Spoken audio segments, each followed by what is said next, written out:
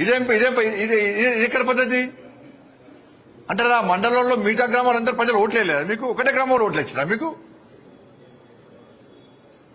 కానీ ఇచ్చే యోచనలో ప్రభుత్వం లేదు ఇద్దామన్నా ప్రభుత్వం దగ్గర పైసలు లేవు ఉన్న పైసలు కాబట్టి ఢిల్లీలో కప్పం కడుతున్నారు పొట్టు పొట్టు దోసుకుంటున్నారు ఇది పెద్ద 14% సర్కార్ మళ్ళీ చెప్తున్నది కుటుంబ సభ్యులను కూడా ఈ అవినీతిలో ఇన్వాల్వ్ చేస్తున్నారు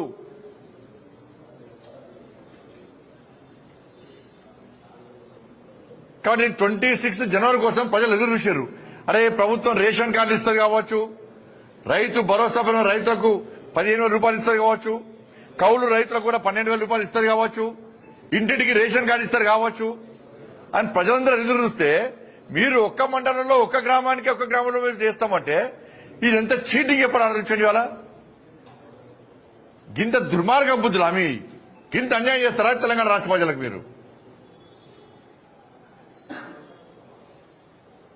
వాళ్ళ మీద చిత్తశుద్ధి వచ్చినారే గ్రామాల్లో రైతు వేదిక పైసలు మాయే కేంద్ర ప్రభుత్వానియే ప్రకృతి వనానికి పైసలు కేంద్ర ప్రభుత్వానియే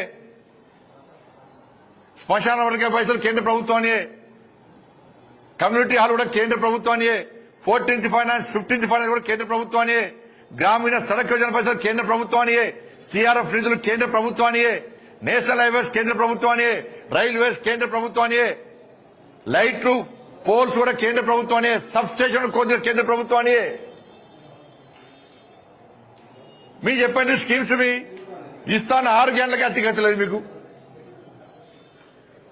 కాబట్టి మళ్ళీ చెప్తున్న రాష్ట్ర ప్రభుత్వానికి మీరు మాకు భేషజాలు లేవు మాకు వేరే కుట్ర యత్నాలు మాకు లేవు వీలక మీరు మేము కలిస్తేనే తెలంగాణ రాష్ట్రానికి అభివృద్ధి జరుగుతుంది తెలంగాణ రాష్ట్ర ప్రజలకు న్యాయం జరుగుతుంది నేను మళ్ళీ చెప్తున్నా కేంద్ర ప్రభుత్వ సంక్షేమ పథకాల పేరు పక్కా పెట్టాల్సిందే పెట్టి తీరాల్సిందే లేకుంటే నేరుగా లబ్ధి తలకిస్తాం ఆలోచించాలి కొడతాను నేను అదే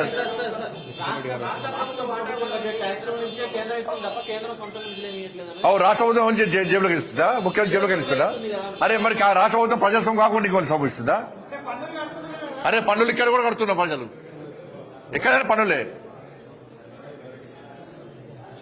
కాబట్టి అంటే ముద్దిచ్చిస్తారా పైసలు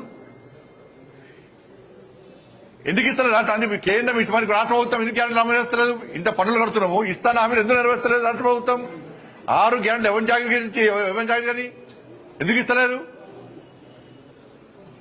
రాష్ట్ర ప్రభుత్వానికి వేరే దేశం పైసలు వస్తున్నాయి ఏమన్నా పాకిస్తాన్ బంగ్లాదేశ్ పైసలు వస్తున్నాయా వాళ్ళు ట్యాక్స్ కడుతురా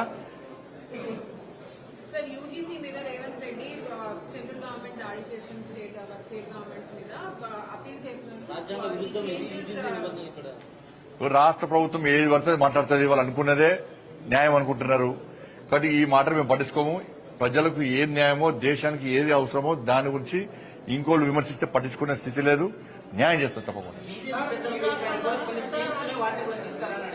అరే ఉన్నాయి అమలు చేయమని చెప్పారు ఫస్ట్ అటల్ పెన్షన్ ఆసరా పెన్షన్ ఇస్తాను ఎవరు 4,000 ఇస్తాను ఎవరు 4,000 రూపాయలు ఇస్తాను ఎవరు ఆసరా పెన్షన్ ఎంతమందికి ఇచ్చారు ఎందుకు ఇస్తలేరు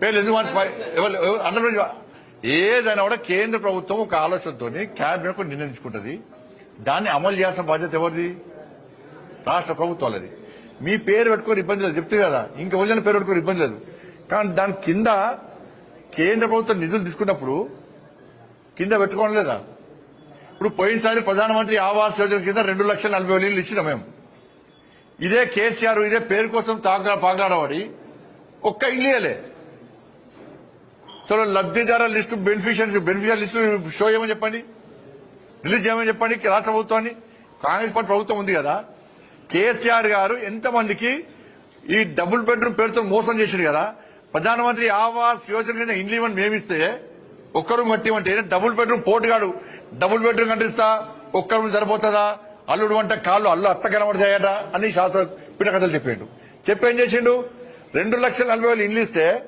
పట్టుబడి 10% కూడా ఇండ్లు ఇవ్వాలి ఎవరికి ఇళ్ళని ఊలిపోతున్నాయి అవన్నీ ఆ ఇళ్లలో ఉండే పరిస్థితి లేదు ఇవాళ గిదా వీళ్ళు చేసేది రాష్ట్ర ప్రభుత్వం చేసేది గిదా రాష్ట్ర ప్రభుత్వాలకు చిత్తశుద్ధి ఉండాలి పేర్ల మీద కాదు సంక్షేమ పథకాలు కేంద్రం ఇచ్చే నిధుల విషయంలో కానీ కేంద్రం ఇచ్చేటువంటి సంక్షేమ పథకాల మీద అమలు చేయడంలో చిత్తశుద్ధి ఉండాలి, వీటి కోసం కాదు.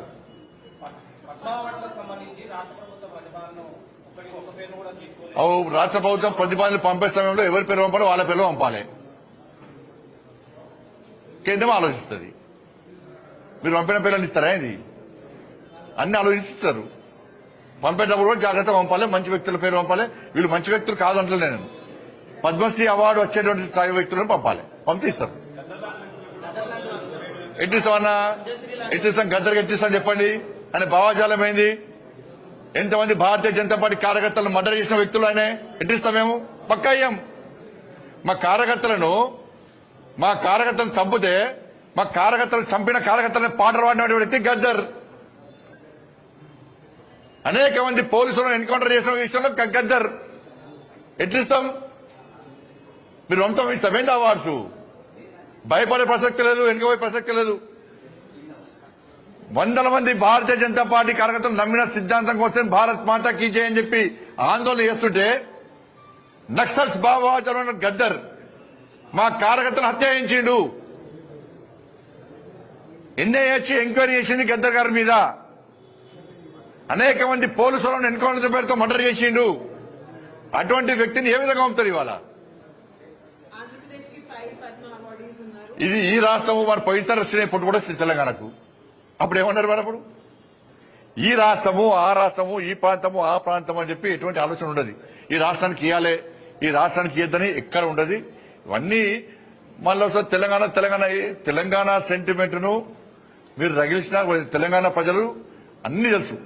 ఎవరు తెలంగాణ సెంటిమెంట్ తో లాభపడ్డారు, ఎవరు అమాయకులు బలైపోయారు, ఇవాళ ఎవరు లాభపడ్డారు, ఇలా ఎవరి వల్ల తెలంగాణ రాష్ట్రం అభివృద్ధి చెందుతున్నది, ఎవరు నిజమైన తెలంగాణ కోసం ఇవాళ బిల్లును ప్రవేశపెడితే సపోర్ట్ చేశారు, ఎవరి సపోర్ట్, ఏ పార్టీ సపోర్ట్ వల్ల తెలంగాణ రాష్ట్రం వచ్చింది, అన్ని తెలంగాణ ప్రజలు తెలిసి బట్టే ఇవాళ నరేంద్ర మోడీ గారి ప్రభుత్వానికి భారతీయ జనతా పార్టీ తెలంగాణ